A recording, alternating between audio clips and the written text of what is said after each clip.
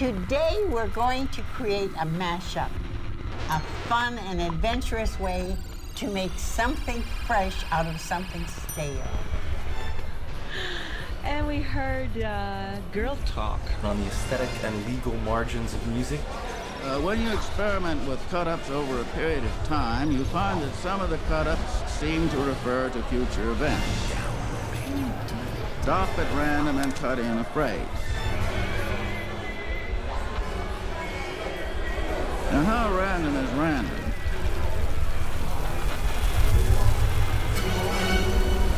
No question, the most insidious virus in the midst of this illegal downloading of music is some people with some samplers. Glitch poppy noise. Sounds like Plunderphonics. Sounds like happy up-tempo, fun, poppy. Michael Jackson had the Mounties called in to confiscate all copies of the CD. Now, before we get our freak on, we need to match up our beats.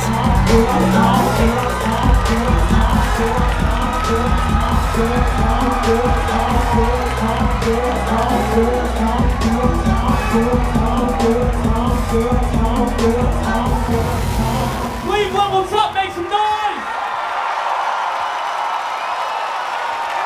Is Cleveland all right tonight? The operator, on some level, knew just where he was cutting in.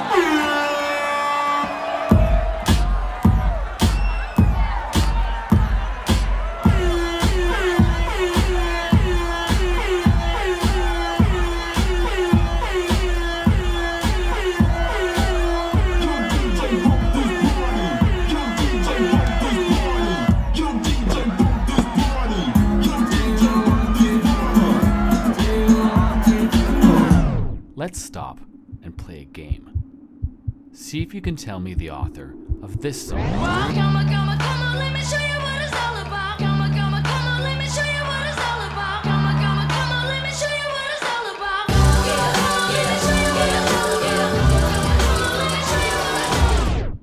If you guessed the Jackson 5, you'd be wrong. Try again.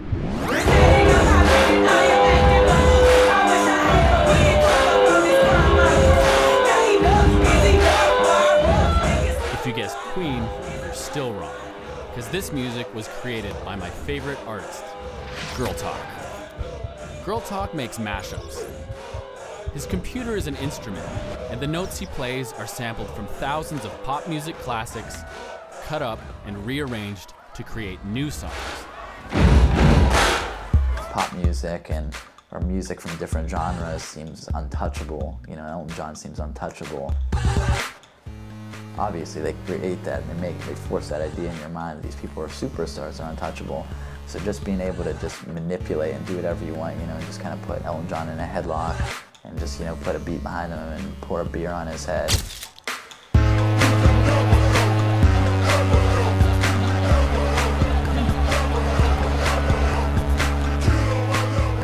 Whether or not you think this music is original isn't the point, because the rules of this game don't depend on who made the songs. They depend on who owns the copyright.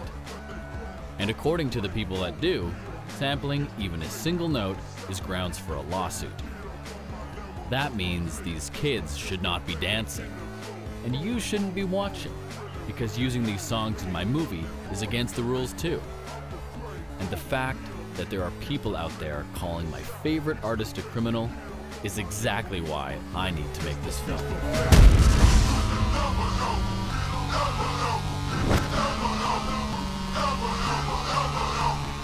This movie is about a war. A war over ideas. The battleground is the internet.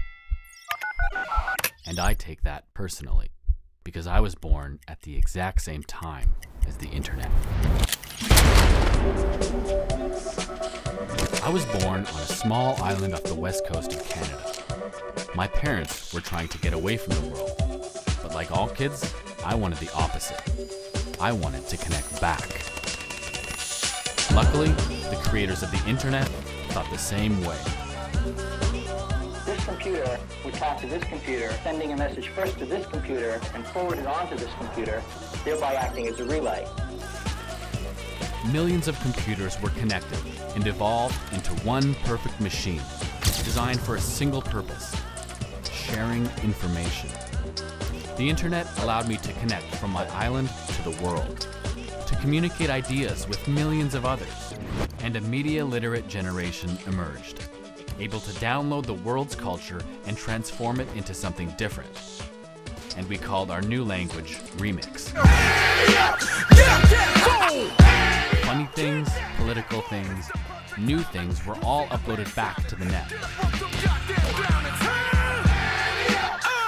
The creative process became more important than the product, because consumers were now creators, making the folk art of the future.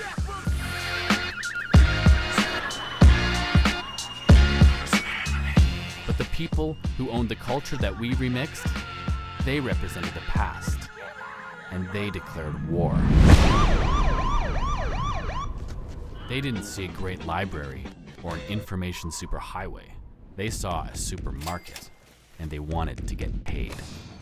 For these people, ideas are intellectual property, locked up until purchase. They use infinite money, corporate lobbies, and lawsuits to protect their property.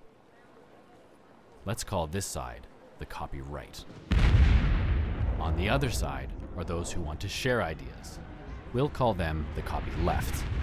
These people believe that the public domain must be protected to ensure the free exchange of ideas and the future of art and culture. These are the people I've traveled the world to find.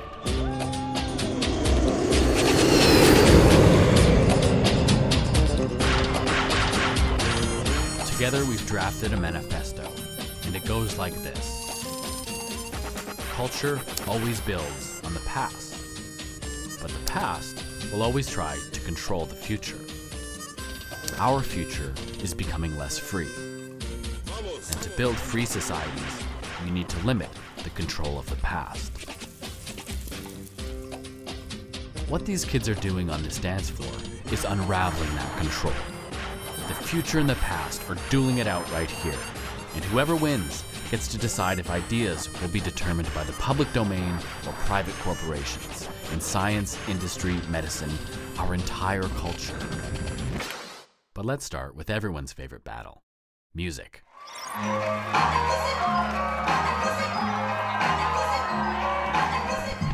Remember Girl Talk? He knows a lot about intellectual property, because by day, he's an engineer who samples biological data. By night, he tests how people's biology reacts to his musical data.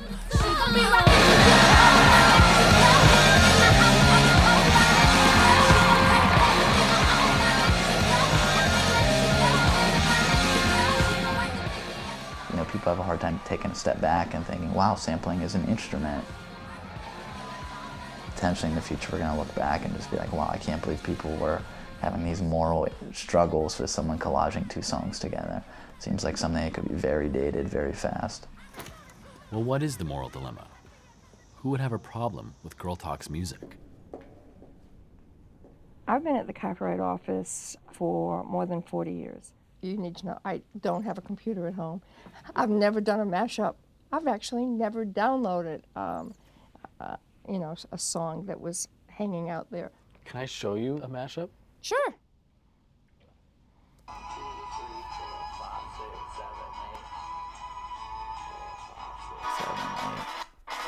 So I'll just grab any one of those, paste that into a new window. Elvis Costello radio. So if I just highlight the first kind of percussion hit, so if I put 0.25 seconds of it there, and then paste 0.125 seconds of it, which is half of that, and paste the 0.25 seconds again. So this is 1 second now, and this should be on a rhythm.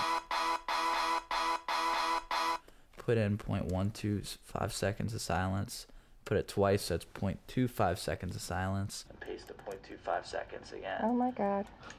Paste the 0.125 seconds. This is a lot of copyright infringement. So well, no, I'm just amazed at what he's doing. So I'm just taking his notes and rearranging them. I'll put in the minimal version.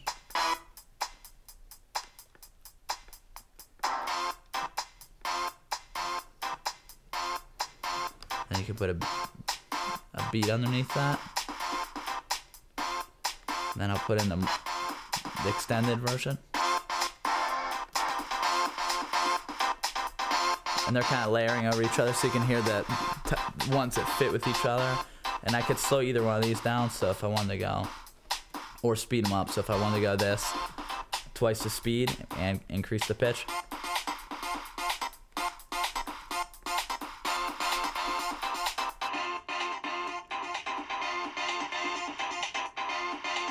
So none of it is his. He's just rearranging other stuff.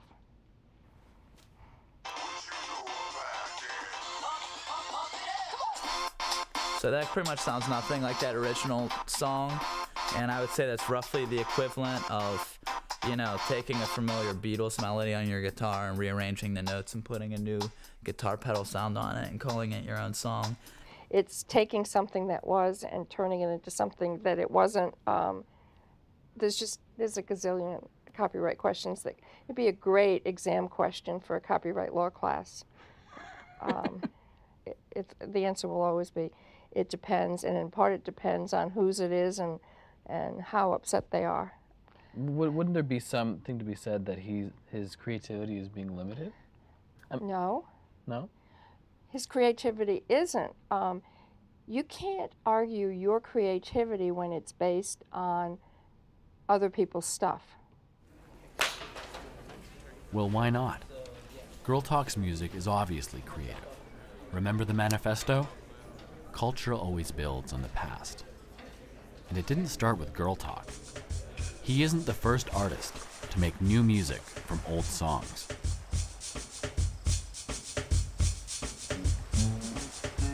I get it. Later in the evening time, I feel it. I made that blue up in 38. Tell me a little of the story of it, if you don't mind. Well, I just felt blue. The song veiled into my mind and come to me just like this song. I started singing and went on. Do you know, is that the tune for any other blues that you know? Well, this song come from the cotton field, and the boy went to put the record out around the joint.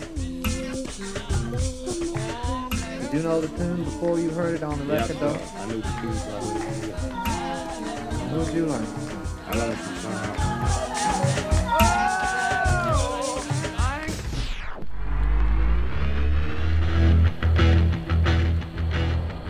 So right now I'm going to introduce the loop from the Led Zeppelin song, Whole Lotta Love. And I'm going to have kind of an A-B comparison between that riff and the riff from Muddy Waters, You Need Love. Way down inside. Baby, way down inside. Woman, you need love. I know you need love. You just gotta have some love. This may be my last time. This may be my last time, children.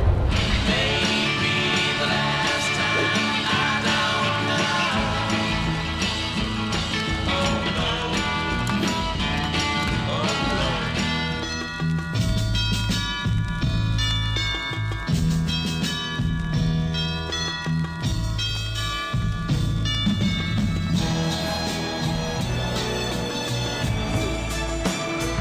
it's a bittersweet symphony that's life. Trying to make ends meet. You're a slave to money, then you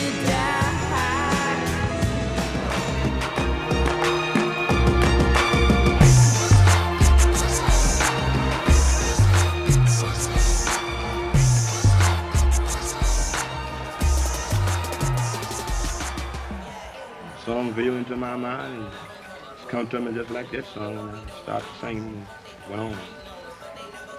I knew the tune before I heard it on the record. Who did you learn?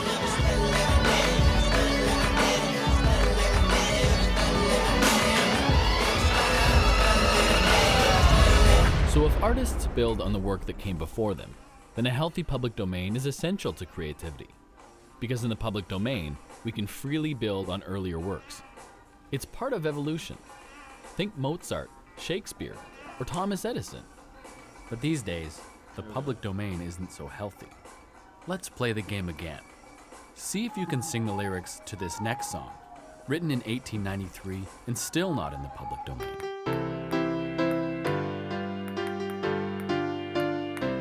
If you so much as hummed that, then you're a copyright criminal. Because to sing it in a theater, restaurant, or any other public space, the law requires you to pay royalties. But you wouldn't be paying this money to the two sisters who wrote the song, because they died a long time ago. You'd be paying Warner Chappell, the world's largest music publisher. The song makes them millions of dollars a year in licensing revenue. So what do you think would happen if Girl Talk and I were to ask permission to sample from the people who own the history of music? That's good, dude.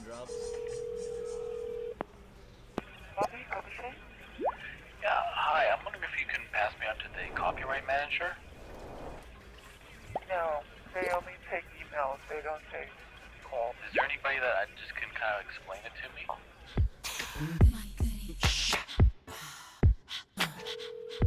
Hey. Hi there. Oh, hi. How are you?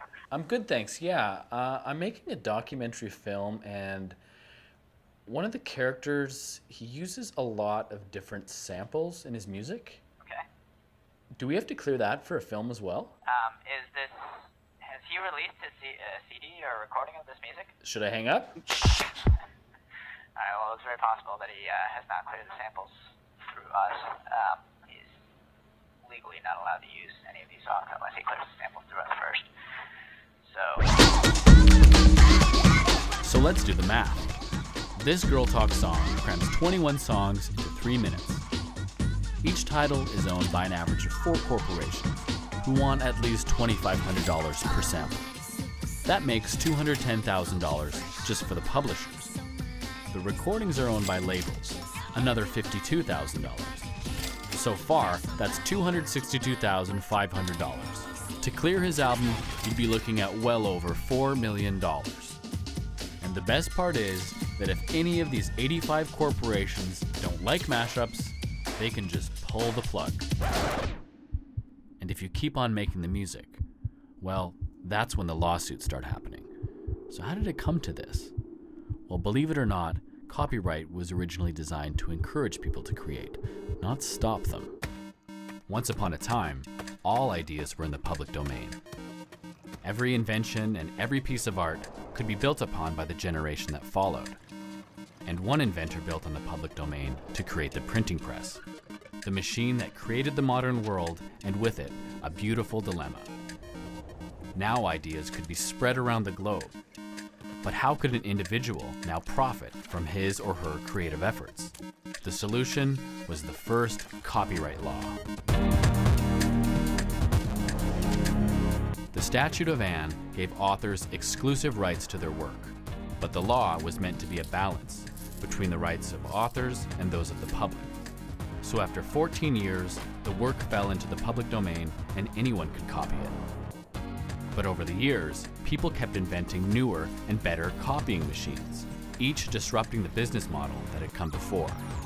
From the player piano to the radio to the VCR, each technology originally copied ideas without paying the copyright holder. The solution was always a balance.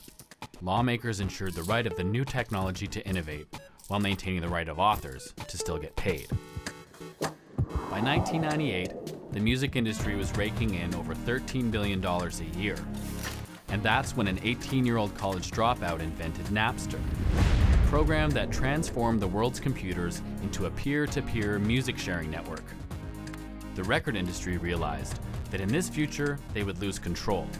So when Napster offered to pay $1 billion in exchange for a license to allow their users to keep copying, the record industry refused to evolve, parted with history, and started suing. Breaking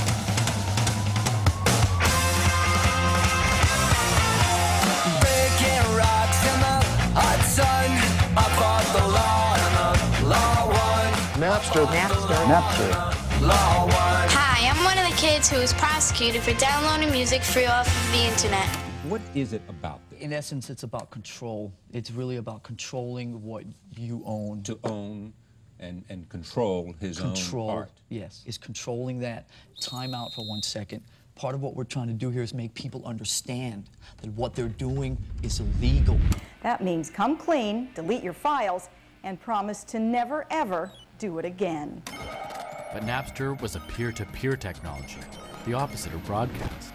It allowed people to share files directly between individuals. You didn't need a central signal, you just needed a connection and a friend. And there were a lot more of us than there were of them. When Napster was shut down, it was like we were cockroaches, they turned the lights on, we all streamed under the furniture. And we had missed the fact that in 18 months, we'd assembled the largest library of human creativity ever, and we'd done it for free. When the courts shut Napster down, there were, I think, 52 million Napster users, and 50 million had voted for each political candidate in the presidential election. So there were enough Napster users to change, the outcome of an election.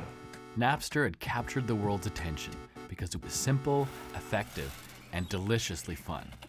Everyone started sharing all their music, and before you knew it, we had built up the greatest library of music in history. But it also meant we didn't need the record labels anymore, because now we were all distributors. For the longest period of time, the industry had controlled technology, and therefore the people were subservient to that technology. This is like the power goes back to the people. Right, and it's definitely been two different worlds. But there's millions of dollars involved in this. If the record company bosses don't take the money, then the internet people are going to somebody's going to profit off this. And if it's not the artist, then you're profiting illegal. It's bulletproof. I mean, all right, it's bulletproof meaning what? That if you're going to do this, you're going to have people like Metallica with very deep pockets who are very tenacious on your back all the time, and whether that's something that you want to continue pursuing, basically. Welcome to point 2. The established powers of the past will always try to control the future.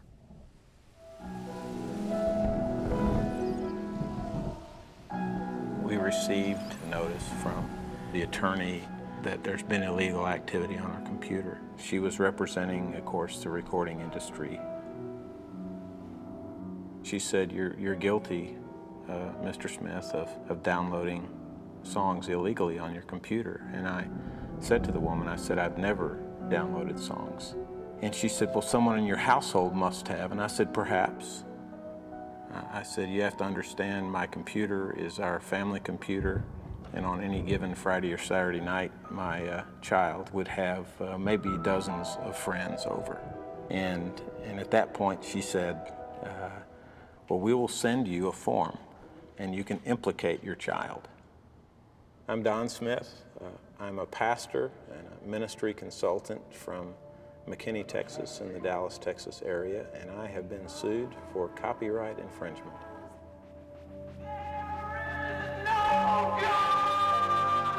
This world in which we pretend that we're not all copyright criminals is like the Victorians, who pretended that they didn't all masturbate. Right? The official line was, if you masturbate, you get hair on your palms, you go blind, you go nuts. Right? The official line today is that only bad people copy files without authorization. In both cases, it's not true. And I think that what's happening with copyright is the same thing that happened with masturbation, that people are starting to admit to each other, yeah, I do it too. But at the same time the law made 52 million people copyright criminals, one lawyer was launching a movement to set them all free. His name is Lawrence Lessig. He's the guy who wrote the manifesto that inspired this film. The one thing that's absolutely clear is that there's no way to kill this technology. We can only criminalize its use. We can't stop people from taking culture and remaking it in a way that expresses their ideas differently. We can only drive this creativity underground. We can't make our kids passive in the way we were growing up. We can only make them, quote, pirates. And the question we've got to ask is whether this is any good.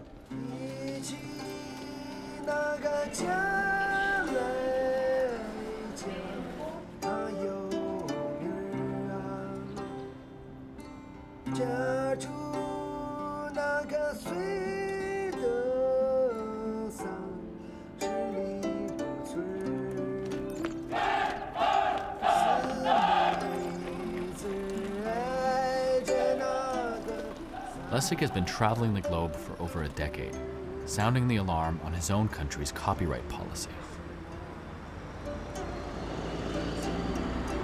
You know, I'm not anti-American, so I'm not trying to rally people against America, but I am anti this particular version of American policy. I'm embarrassed by it because it is so extreme relative to our tradition, and it does harm when this kind of extremism is forced on developing nations. And I think it's particularly appropriate then to come to developing nations and to at least get them to recognize that there's another side to this story. So I felt like a lawyer with a guilty conscience, that, you know, somehow there had to be a balance to this, and if a mess was being created because lawyers were playing into the hands of these, you know, people who profited from this, then lawyers needed to be on the other side. So that's what really got me going. I want to make a mashup film, basically. I want to take all my favorite mashups, my favorite movies on these subjects, stuff I find on the internet, and I want to cut this together in a way that really tells the story of the last 10 years of copyright.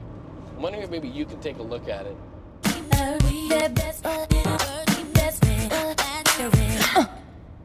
Yeah, that's fantastic. It's totally illegal. Will they take my house? Do you have a house? No. Well, then don't worry. Okay, good. This is the kind of advice I was looking for. But isn't there some fair use in here? Yeah. Or is it all fair use? Well, in my view of what fair use ought to be, everything that you've shown me should be fair use. Fair use is a part of copyright law that allows for free speech. I can use small amounts of copyrighted material to make an argument. I can still get sued, but now I have a defense. I think that the way you should think about it is, imagine you were writing an essay, and in the course of the essay you would quote stuff from your culture, right? You'd quote passages from, you know, some popular writer, or you'd have passages from Shakespeare, whatever. You just include it, and you'd use it to try to make your story, right? And what you do is you'd quote and you'd cite. That's what you do. You should have the same freedom with film as that writer has with that text. Nobody would doubt that the writer could do that with the text, but it's a federal case whether you're allowed to do that with film. The coolest lawyer in the world just told me I'm making an illegal film. If I want to use this Girl Talk song, I would need to ask dozens of rock stars and get permission from the Warner Brothers. But there's no amount of money in the world that would convince the music industry to allow me to use their own music to criticize them. If it were up to them, you wouldn't be allowed to hear anything. Generate silence. Okay. So how do I make a mashup film without playing a mashup? My one hope is fair use, because I am making a point. My point is that copyright is out of control. It's been manipulated for profit at everyone's expense. This is a global issue, so the debate shouldn't be limited to just me or a bunch of lawyers and lobbyists. Why not enlist the world's remixers to join the discussion? I've started a website called Open Source Cinema, and I put all my footage online to see what people will do with it. So far, this film has been mixed and remixed to the point where 64 university students even got together to make an animated version.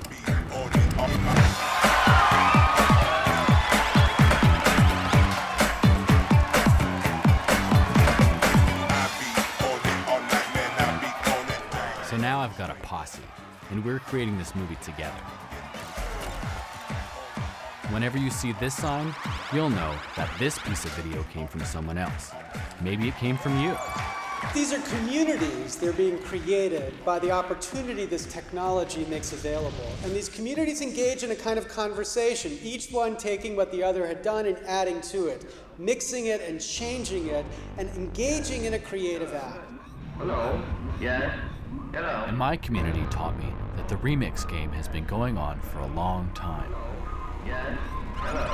When you experiment with cut-ups over a period of time, you find that some of the cut-ups and rearranged text seem to refer to future events. Stop at random and cut in a phrase, and you have a new juxtaposition. Now, of course, this procedure on the tape recorder produces new words by altered juxtaposition.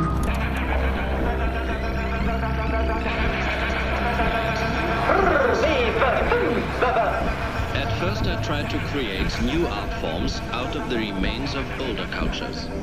From the Dadaists to the beat poets to the pop art of Warhol, today's remixers are standing on the shoulders of giants.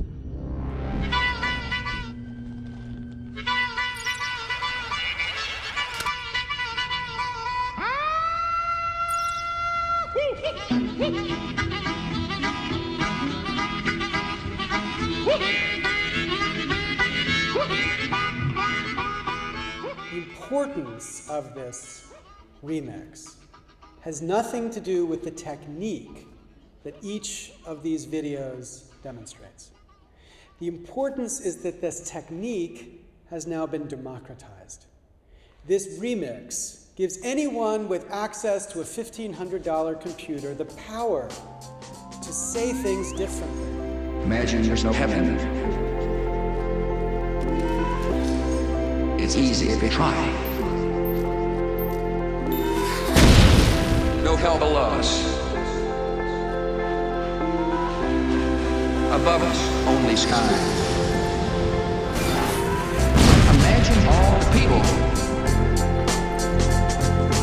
living for today. The colored girls say, peace. This is writing in the 21st century. It is literacy for a new generation. It is building a different democracy.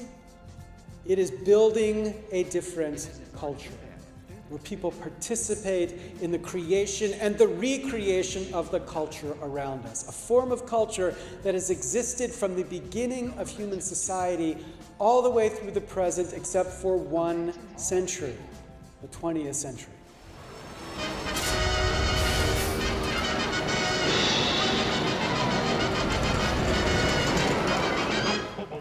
Well, if you were born in the 20th century like I was, you're probably familiar with the song you're listening to, and you probably grew up watching the creations of Walt Disney.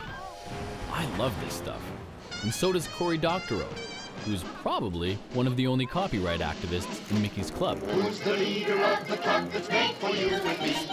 M-I-C-K-E-Y-M-O-U-S-E. Ultimately, what this is a ride about is about glorifying piracy. They have a great gift shop when you get off that's all full of pirate stuff. I always walk in and I go, man, all this stuff makes me want to download a movie. I'm a big fan of this man, Walt Disney.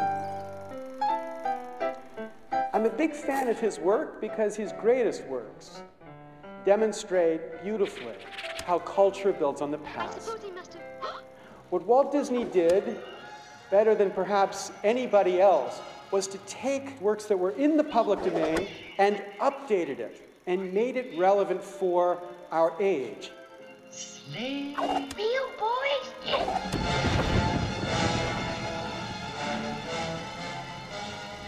His work was always continuing the conversation of a culture. It was an expression through a remix of the stuff that went before. Walt was a mashup artist. Steamboat Willie was based on Steamboat Bill, and in his notes on the score, he says basically he instructs his staff, go and rip off Steamboat Bill for me, please. Steamboat Bill, steaming down the Mississippi. Use that so that people will know that we're referencing Steamboat Bill here.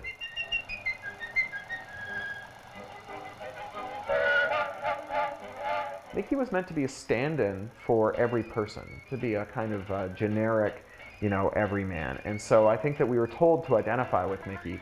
And when you're told to identify with Mickey, you sometimes do.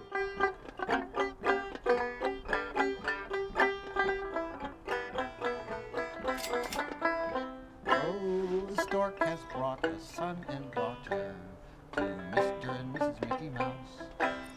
In the 1960s, a cartoonist named Dan O'Neill wanted to turn American capitalism on its head. And for him, Mickey Mouse was the only character for the job. O'Neill and a collective of proto-remixers known as the Air Pirates reimagined Mickey as a drug-dealing revolutionary. Disney sued, repeatedly. It was a love generation standoff between freedom of speech versus the right of a corporation to control its intellectual property. Do you feel that an artist has rights to characters that she creates? Absolutely not. I stole this mouse fair and square.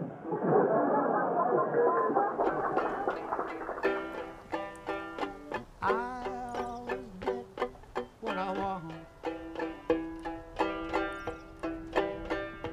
Oh, I always get what I want.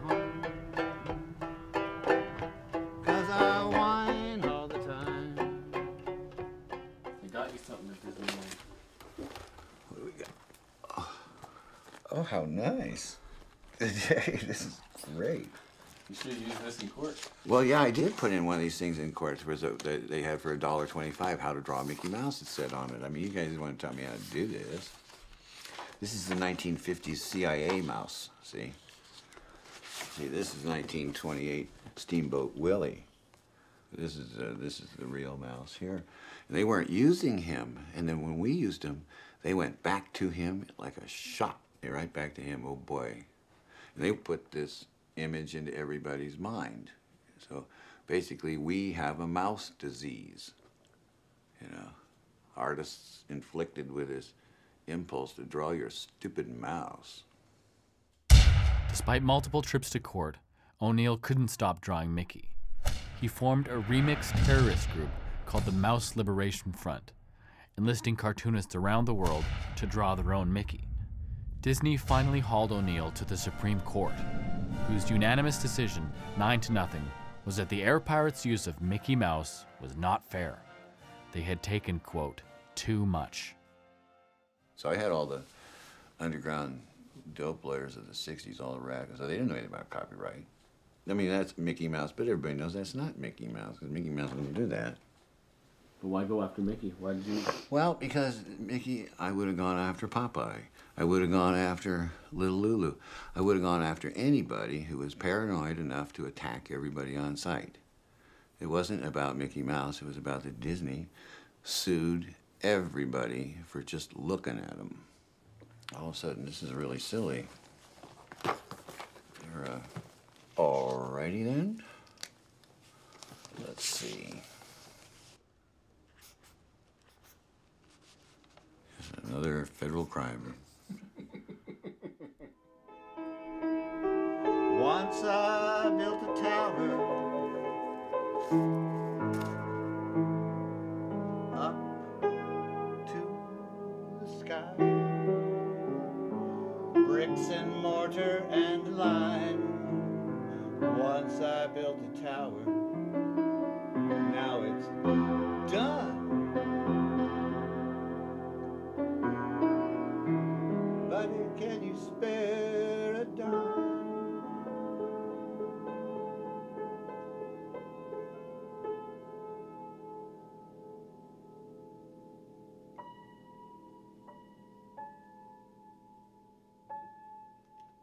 Now, after Walt Disney Corporation changed. It's no longer the objective simply to create works and build on the past. Instead, it was also the objective to control Disney works, to make sure others couldn't build upon them. Now, Disney lawyers have taken aim at this Florida daycare center, saying it has no right to use Disney characters on its walls. The daycare center, called Very Important Babies, received a letter from the Disney company insisting the characters violate copyright laws and could give the impression that the center is affiliated with Disney. I don't know of anyone who ever drove by here and went, oh, look, Disneyland. Kids and parents here at Very Important Babies don't want to lose Mickey. I'll feel sad a lot. If they took Mickey down?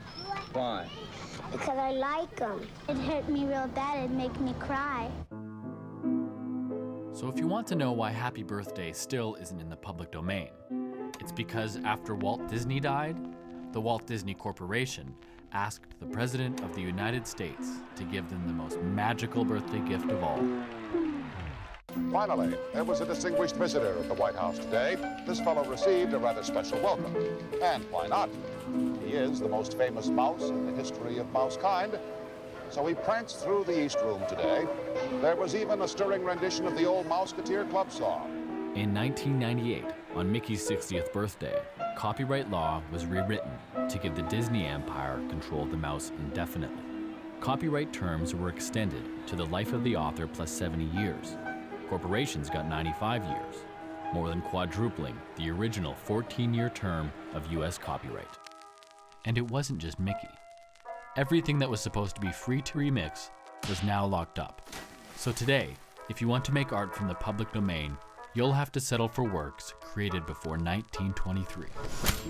So here we have the best example of points 1 and 2.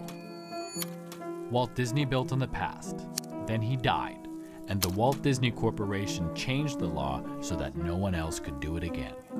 Nowadays, if you want to be a mashup artist like Walt Disney, you've got to work outside the law.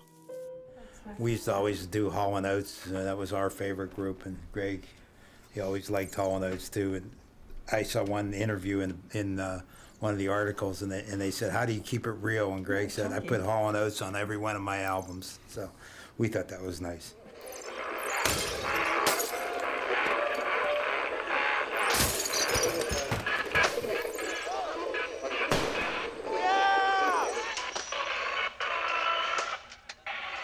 Well, there's me with my shirt off in high school at a joystick show. Oh, so there you go. That was way back.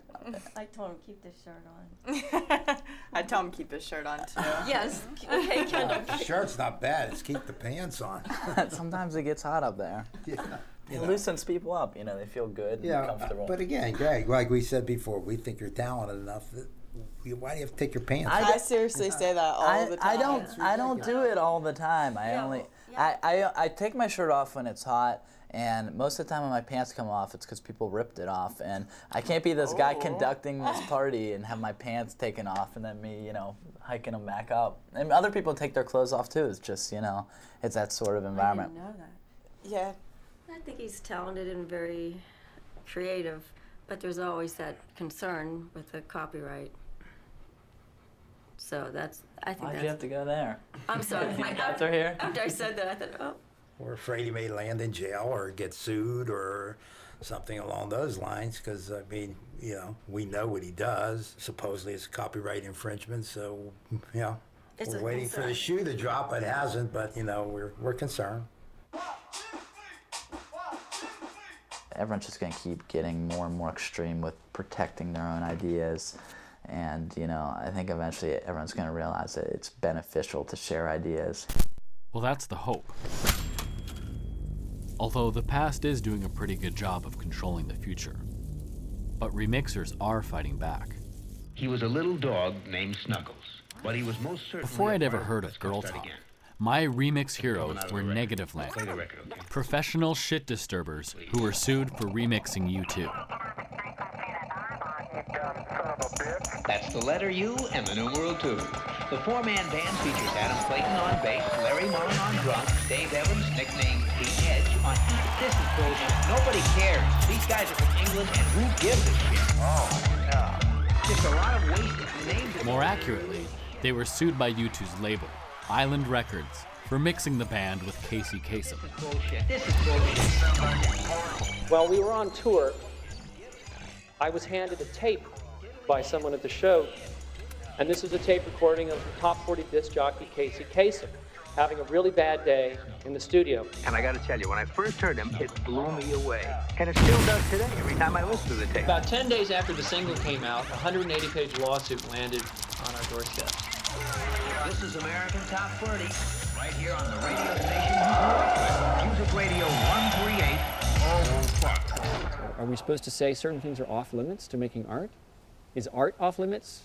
Is other people's art off limits, to making art? That doesn't make any sense. That's just silly. That's just some business guy's way of thinking. Let's see if that's true. And 3. All the way up to 6. Negativland coined a phrase to describe their take on remixing. They called it culture jamming. They wanted to use the modern media against itself, to critique the power it has over our lives. I'll kill the next man who speaks. Gosh, what a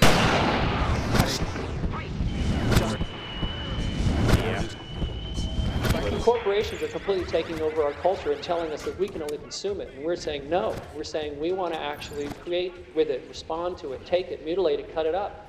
We're saying, you don't ask us whether I want to have a billboard everywhere I go in my town. You don't ask me if I want to see your Nike logo everywhere I go. You don't ask me if I want to hear YouTube's music everywhere I go shopping or when I eat in a restaurant. So why do I need to ask you to take a little bit of it and make something out of it and make fun of you, critique you? Why do I need to ask?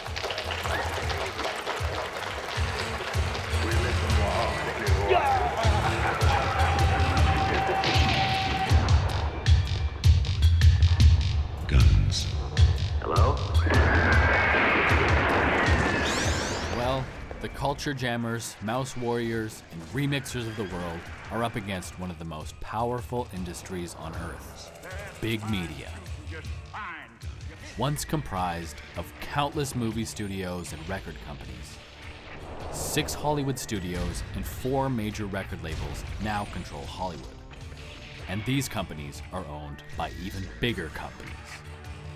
Disney, Viacom, Time Warner, News Corp, BMG, and General Electric own more than 90% of media holdings in the United States. All these companies are represented by 2 lobby groups, the Recording Industry Association of America and the Motion Picture Association of America. Like it or not, this is who owns and controls our culture. Their primary goal is to preserve the business model that made these corporations rich, even if it means convincing governments to halt the flow of new ideas, new technology, or better business models. But as powerful as these groups are, there is one thing that threatens their very existence.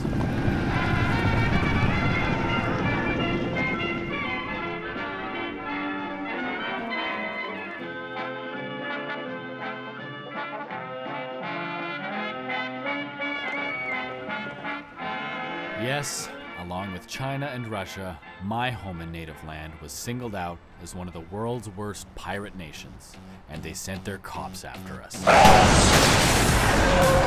Jackie and I are on a mission to stop piracy. Stop piracy! That's coming.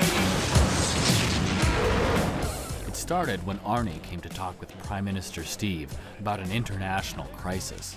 People making bootleg DVDs with their camcorders. Jerseys. Thank you for coming. We have much to discuss. Environment, trade, camcording we're going to talk about. Certainly there's a lobby, there's a concerted corporate lobby to make us appear as though we are somehow derelict in our international duties if we don't enact whatever the industry lobby throws on our desk and says, this is our wish list, you must make it happen. The wish list for Canada was simple: lock up culture. Which brings us to point 3. Our future is becoming less free. The thin edge of this wedge is technology known as digital rights management. Using this technology, the record and movie companies can prevent you from copying CDs, DVDs, and files to your computer. Rather than letting the law decide what you can and can't do, now some corporate software will decide for you. I just call it the urinary tract infection business model. Right? It used to be that, like with a CD or with other media, all the uses of it flowed freely and easily. But with the new regime for DRM, every new use flows in a small, painful, spurting drip. Right? Every time you press a button on your remote, that's another 3 cents out of your pocket for the new rewinding right, and the new pausing right, and the new, watching this in your minivan right.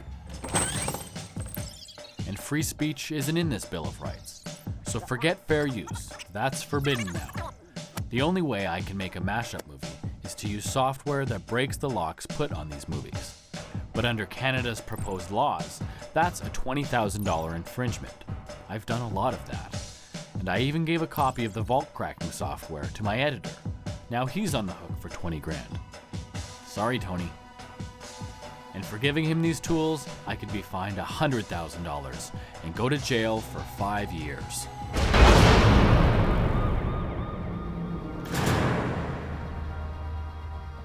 What we saw in the U.S. is that there was a real pressure to lock down every possible right. It becomes a question, are we talking about updating copyright for the 21st century, or are we talking about actually using this fear of copyright to bring forward a radical rewriting of copyright, so you actually have copyright in areas that would never be before? So let's look at the American record. Lawsuits against 10-year-olds, subpoenas delivered at schools against stroke victims, against dead people. You can't put locks on your citizens.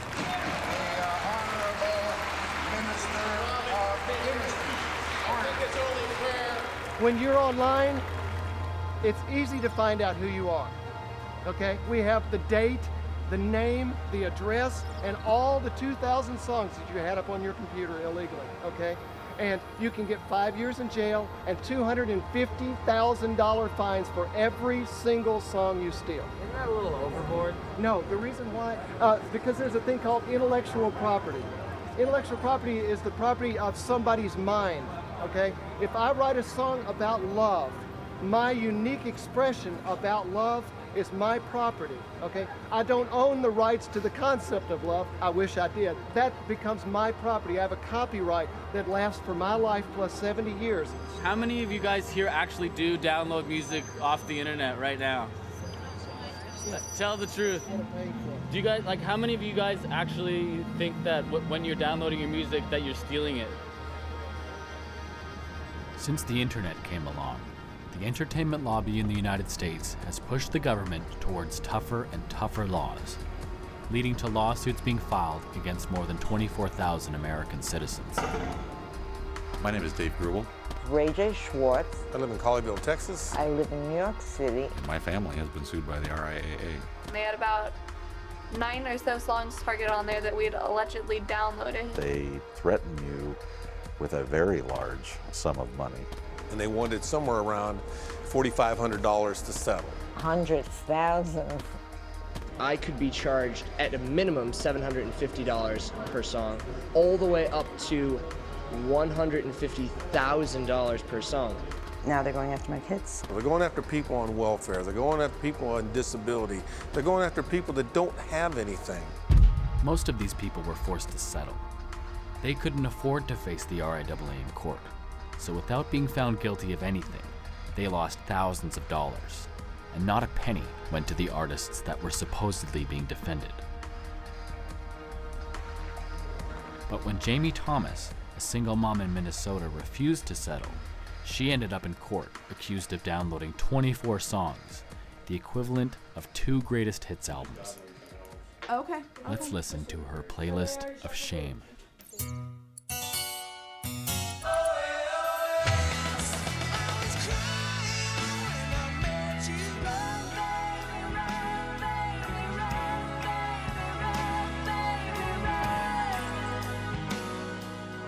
The verdict was that I had infringed, that I was liable for copyright infringement for 24 songs, $9,250 per song, for a total of $222,000.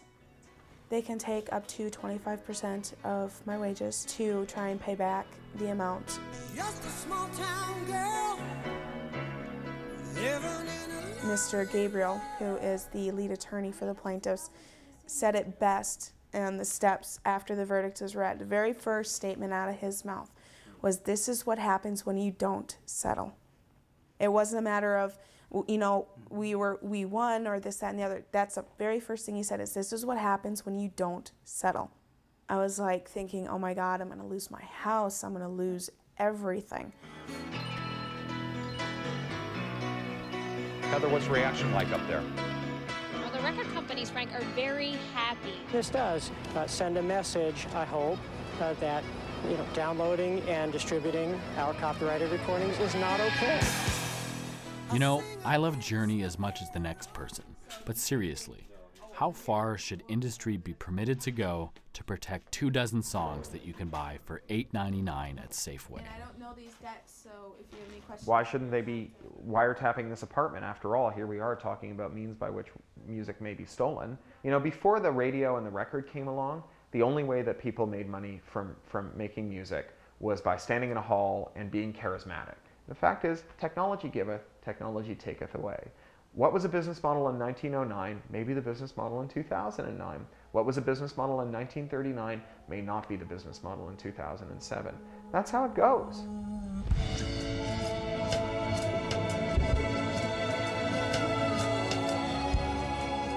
In 2007, the business model of music was completely rewritten. Radiohead, the biggest band in the world, left the record label EMI to release their next album on the internet. And they let their fans decide how much to pay for it.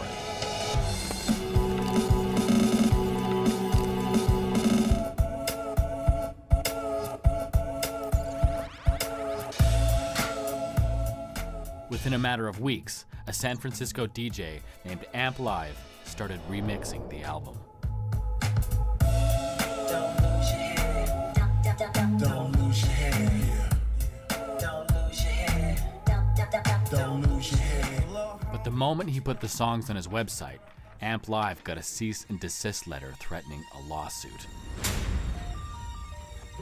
In Rainbows is one of the top Radiohead albums. I'm a big Radiohead fan, and it was all done in celebration. Maybe it's not even Radiohead, you know what I'm saying? Maybe it's some company that's involved with them that's mad because they put their music out free, being innovative, and the company's not making money right now. Radiohead didn't send that letter.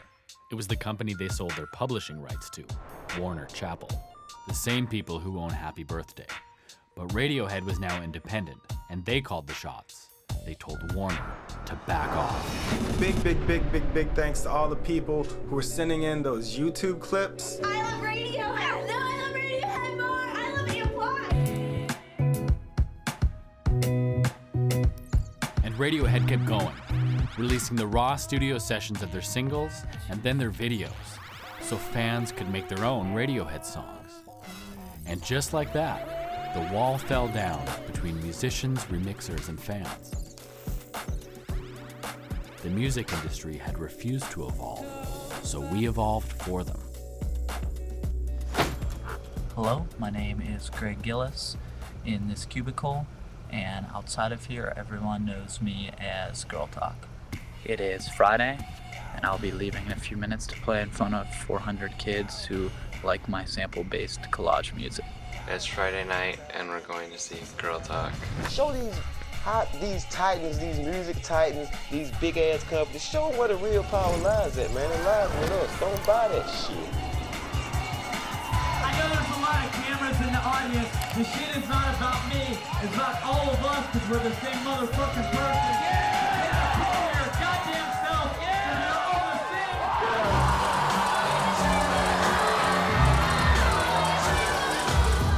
Things like my album, I don't think would get heard that well without the internet and MySpace.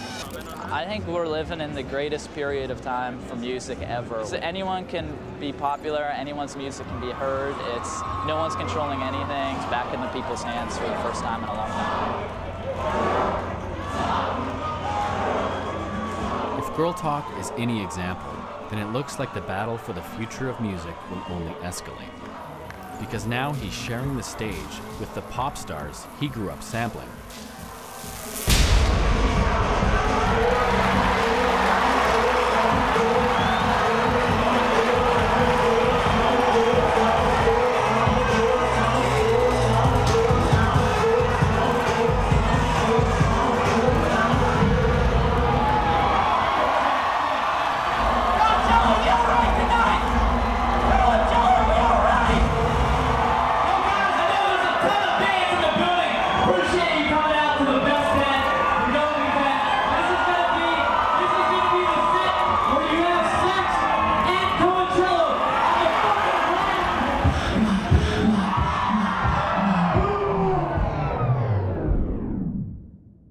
Sorry, I'd love to keep playing this music, but I can't.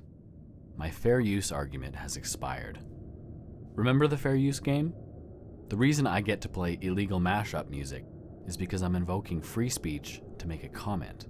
But I've already made my points about this music, so I can't legally justify showing any more.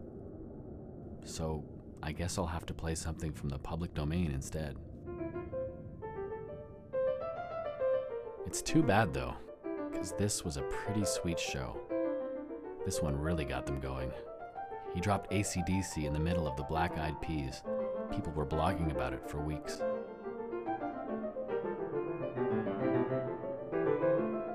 Look, there's Paris. It's official. Copyright infringement is hot.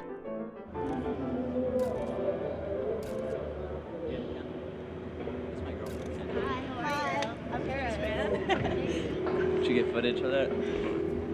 Unreal. Man, I just want to go home and just post that as my blog right now, no words.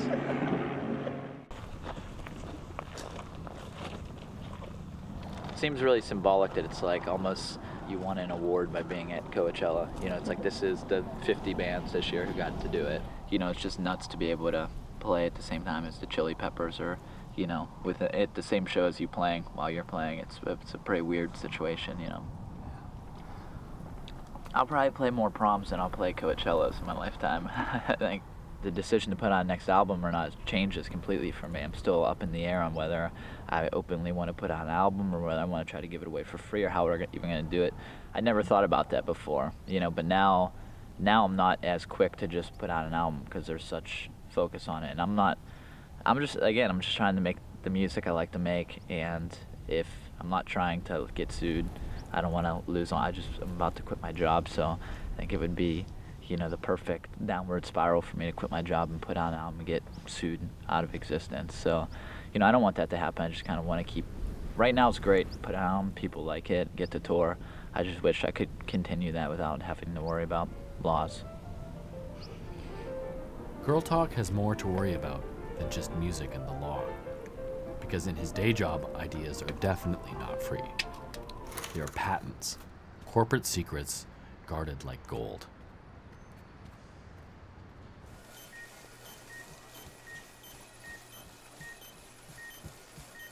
My technical title is biomedical engineer. I test devices and analyze data. In science and in my music, it's really trial and error for me.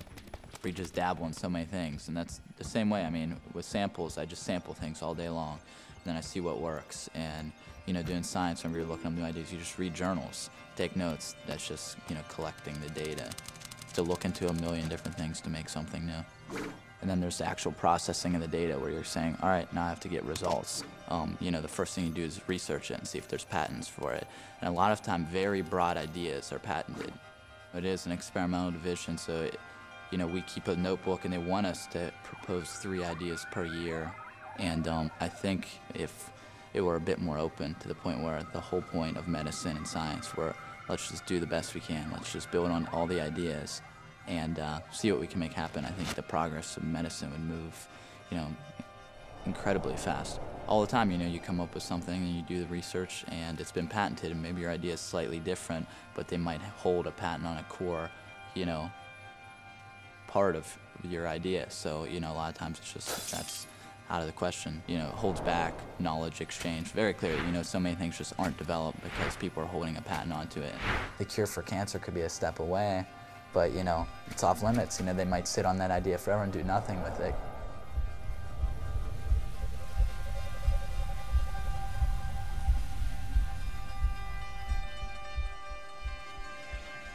When I say culture is threatened, I don't just mean music and movies.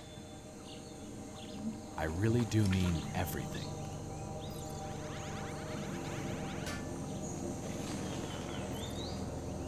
The concept of intellectual property is addictive.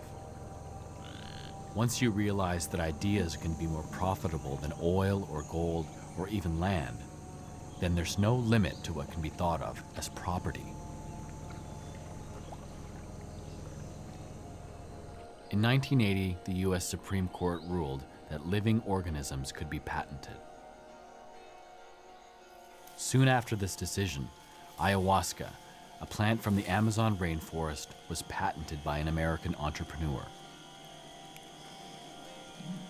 The plant has been used for generations by Amazonians for medicinal and spiritual practice. Now that you could patent life, the race was on. The 20th century had been the century of property, of land. The 21st century was to be the century of intellectual property, of ideas. In the 1990s, the United States hatched a plan to trade the economy of things for the economy of ideas. And the man who would protect these ideas was Bruce Lehman. In the Clinton administration, my job was to being in charge of the intellectual property policy of the United States, both domestically and in terms of our diplomacy. You know, in a modern economy, I think wealth is in the products of the mind. It's really in intellectual creations. You know, in much of the world, we live in a sea of piracy. And, you know, you can have sympathy for developing countries, but we made a deal. You know, if you go to a shopping mall in this country, you cannot buy anything made in the United States anymore. It all comes from China or some other place like that. Well, the reason for that is that we've completely opened up our markets. It was a conscious decision to basically abandon low-wage manufacturing jobs, and the idea is that we would compensate for that with higher wage, high-tech information, more intangible-based jobs. The idea was that they would convince the world's economies to adopt laws that prohibited the copying of American ideas without American permission. And in exchange, it would require all the countries that wanted to manufacture stuff and export them here to adopt American copyright laws. And if they didn't, they wouldn't be allowed to sell their goods, their physical goods here in America. And the World Trade Organization would be the teeth. And the difficulty in the global trading system is that we met our part of the bargain, but these other countries didn't meet theirs. Mickey Mouseにドナルド・ダック？それにミニーちゃんも？一見おなじみのディズニーのキャラクターたち。This knockoff of The Happiest Place on Earth highlights a problem with the American plan. For better or for worse, the information age is all about copying ideas. シンデレラ城のようなお城にあの人気アトラクションそっくりの乗り物まで。米老鼠什么的有吗？没有是吗？我们是大耳猫，我们是猫，你注意一下。I have to say that we're now more than a decade, I guess we're 12 years into our policies on digital copyrights. I feel that it also has not achieved the results that we wanted. ディズニーに行くのは遠いので、設計山遊園地に行こうと書かれています。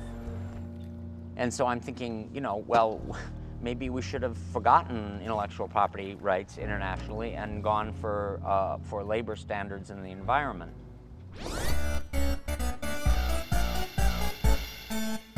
Well, that would have been a good idea. But instead of pushing for fair trade policies, the US is trying to build an economy that can't be built. Since enacting these policies, the US trade deficit has nearly tripled. To top it off, the whole world is now stuck making criminals out of its citizens to enforce laws that can't be enforced. I don't know about you, but I'm ready for number 4. To build free societies, you need to limit the control of the past. When America was a developing nation after the Revolution and for its first 100 years, it did not honor any copyrights save those that were generated by American authors. So foreign authors like Charles Dickens were widely and enthusiastically pirated by the American presses, who used the proceeds from this to subsidize the printing of Mark Twain, a local author. And so the idea that Burundi or Brazil or India needs a copyright law like America's in order to compete with America is absolutely wrong. What American history has shown us is that what they need is a copyright law like America had in 1776.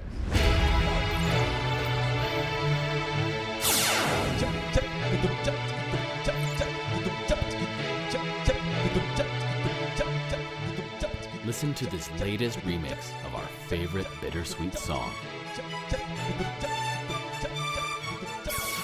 It was created by the same country that defied United States intellectual property laws by breaking multiple international patents on HIV medication, producing their own copies of the drug for a fraction of the price. free, universal access for citizens was their mission. The drug industry saw this as an act of war. Brazil saw it as an act of life.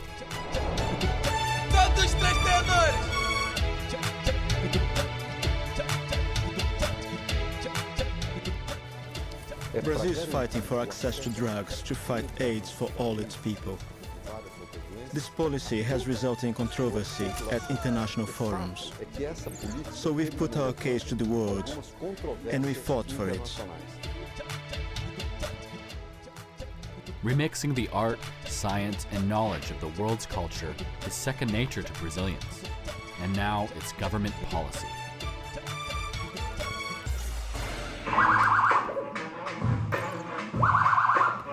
Maneiro, hein?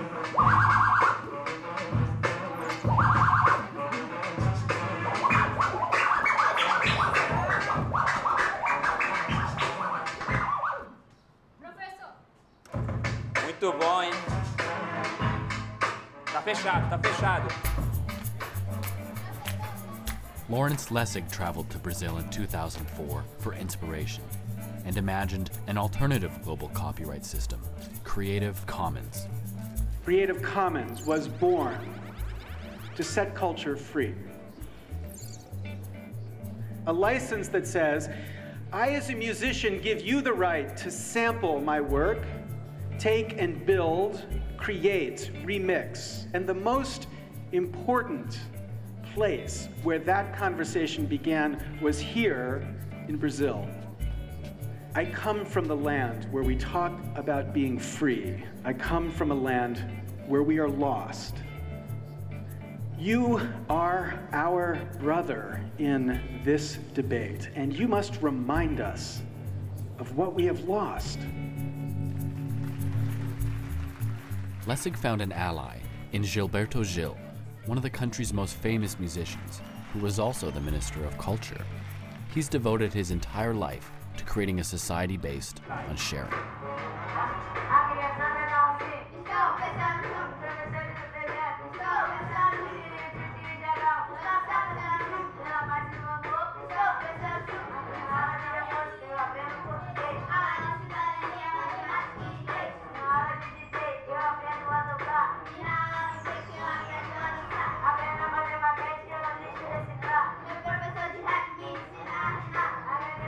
Uns me pegam para criar em livros, outros me botam em um vestido lindo, cheio de notas musicais, e eu fico morando dentro da música.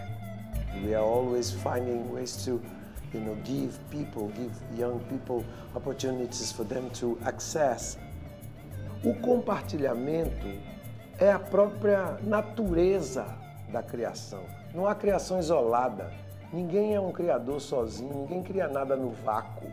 Tudo já vem de alguma coisa que já foi criada antes. É uma cadeia que vai se processando. Com música, com literatura, com cinema que você está fazendo aqui agora. Quantos antes tiveram que botar uma câmera na mão para fazer o que você está fazendo agora? Olá, eu sou o Marcos. 15 anos e moro aqui na favela da Rocinha. Olá, galera, como vocês estão vendo? Vou entrar na minha casa agora. Fica aqui olhando essa linda vista. Pra vocês darem uma olhada também como é. Do jeito que eu gosto de ficar. Desde de 80 dentro da Rocinha, já tirei 54 jogos do clássico. Através da arte, a arte é cultura. The modern sound of Rio is called Baile Funk, a music created in the city's favelas using samples from around the world. You can listen to this music in two ways. You can count the samples and calculate how much these kids might owe to American corporations. Or you can marvel at a new art form being created based on the universal language of remix in one of the poorest neighborhoods in the world. Agora eu vou zoar.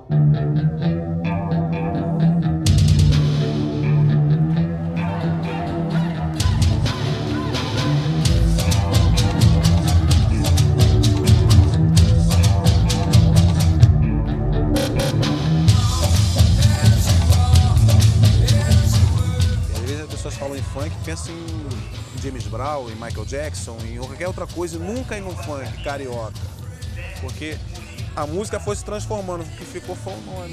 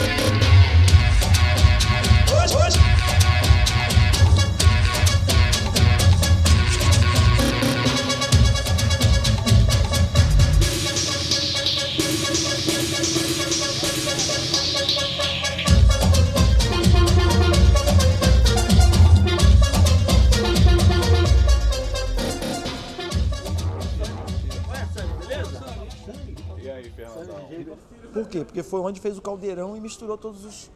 temperou e criou uma nova coisa. Bossa nova, seja do axé, seja da música baiana, seja do funk, que é a atual música eletrônica brasileira, ela também é espelho da cultura desenvolvida no Brasil de mistura. O que é a novidade? É exatamente você misturar essas coisas que foram feitas. Isso é o futuro da música e da raça humana, cada vez mais. I heard a story before I came to Rio, that when the first Portuguese bishop arrived in Brazil, the natives were so impressed by the word of God that they ate the bishop in order to digest the power of the Catholic Church. Perguntei ao homem o que era o direito. Ele me respondeu que era a garantia do exercício da possibilidade. Comia.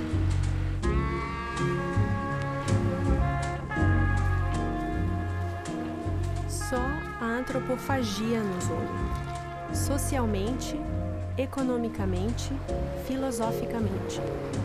Da Revolução Francesa ao romantismo, a Revolução Bolchevista, a Revolução Surrealista, caminhamos.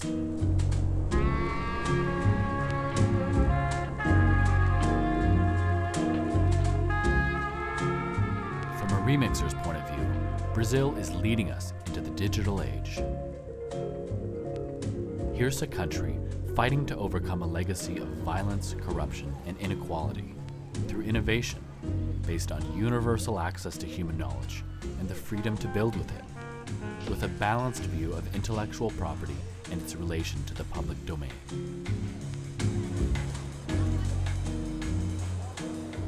What could humanity accomplish if we all played the game like Brazil? What diseases could be cured? What voices might be heard? What songs could we sing? Given the chance, this could be what the whole world would look like. Or the world might look more like this. A completely private, incorporated domain. A world where in order to create, you need to beg permission from those who were powerful enough to lock up the ideas from the last century.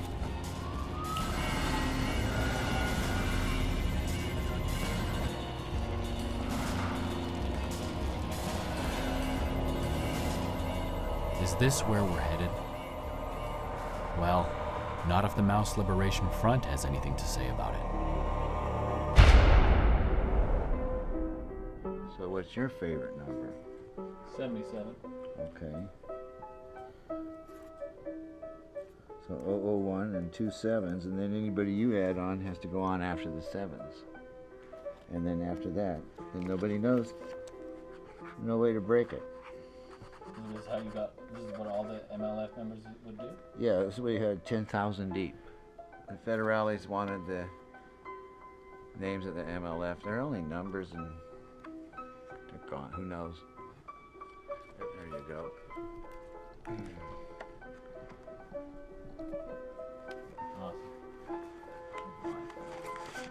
And that's the movement that's necessary to change this world, where girl talk is a crime. That's this world. That's What's the word? That's fucked. Thank you guys for coming out. There's going to be a brief intermission on the fucking street right now. You guys all right with that?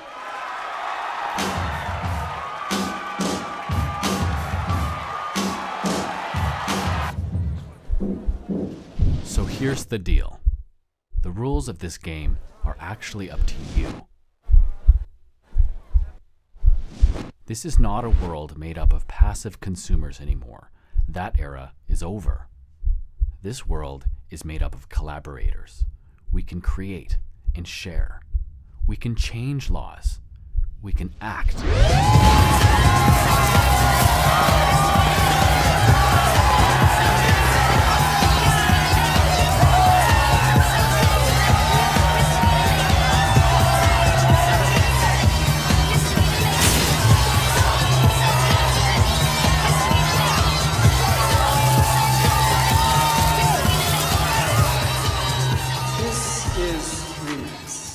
This is not piracy.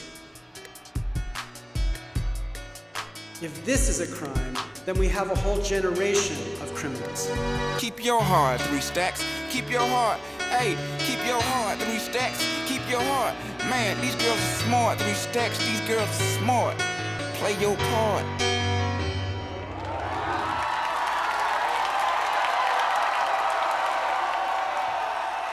Isso eu sapeco, às vezes tô quieto, mas todo mundo que olha atrás de mim é poeta. Tente agora fazer um verso. Se eu fosse você, faria.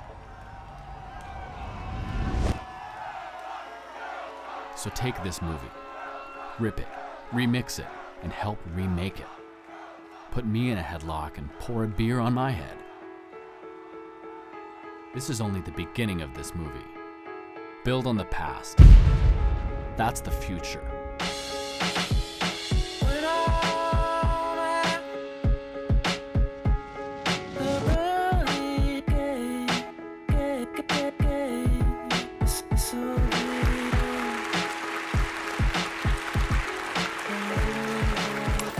So what's the future? Nobody's going to own anything. It's just going to be you and Barack Obama saying the tractor belongs to everybody.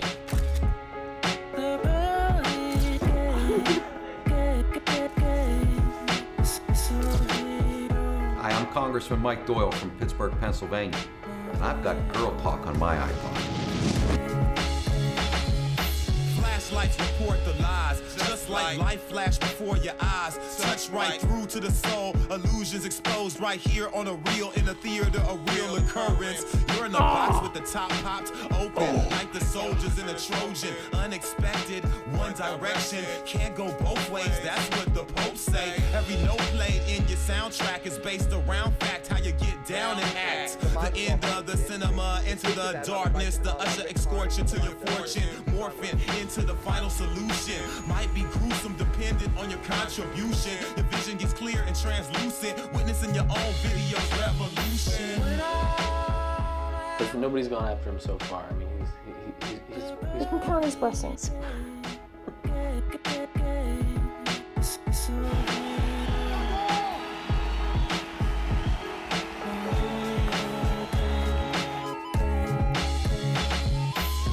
Pictures moving fast, quick time format more than I asked. The big time transmit the past, and it's a glance here on the real in a theater, a real appearance. I'm in a place where the space makes way for wars like Obi-Wan and Vader. Play for a private screening. I'll be very angry and possibly litigious if anyone out there takes this interview right here and remix it, remix it, remix it, remix it, remix, remix it, remix it, remix. Remixing is okay. Remix, remix, remix, remix, remix, remix, with some great dance beat, with some great dance beat, with some great dance beat, with some great dance beat. Never, ever, never, ever great dance mine. Never, ever, never, ever take anything of mine and remix it. Remix copyright laws. Remix. You can totally remix this. Remix it. Remix copyright laws. Remix. You can totally remix this. I'm fine with it. I do not give you permission. just to make sure my point gets across, let me say it more rhythmically. I don't want to mix my words in a song to play in a club. That will make you rhyme, okay? Make you grind. Make you rhyme, okay? Make you grind. Make you rhyme, okay? Make you grind. Make you rhyme, okay? Make you grind. Remixing. I'll be very angry and possibly litigious. I was so enraged that I made a video whole jaw dropping, ear popping fresh. So jaw dropping, ear popping fresh. So jaw dropping, ear popping fresh. So jaw dropping, ear popping fresh. Well, within 24 hours, some DJ jazzy jerks out there had over on the internet with video remix over on the internet. Video remix over on the internet. DJ jazzy jerks. Copyright laws. My lawyers sue by the syllable. Remix.